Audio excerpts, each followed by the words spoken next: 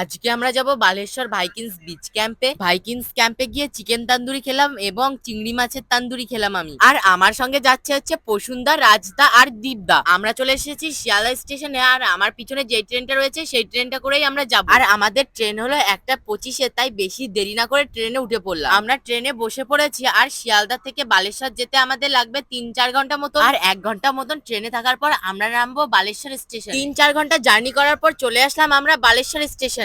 এখন আমরা যাচ্ছি অটো স্ট্যান্ডের দিকে, আর আমাদের ক্যাম্পের থেকে পিক আপ করতে এসেছে স্টেশনে। এখন আমরা অটোতে করে যাচ্ছি ক্যাম্পের দিকে। এখন আমরা ক্যাম্পে পৌঁছে গেছি। এখন আমরা রুমে চলে এসেছি, আর এটাতেই আমরা আজকে ঘুমাবো। আসার সঙ্গে সঙ্গে আমাদের চা সিঙ্গারা দিয়ে দিয়েছে। প্রথমে আমি চা খেয়ে নিলাম, তারপরেই আমাদের দিয়ে দিল চিকেন বারবিকিউ, আর তার সঙ্গে দিয়েছে মকটেল।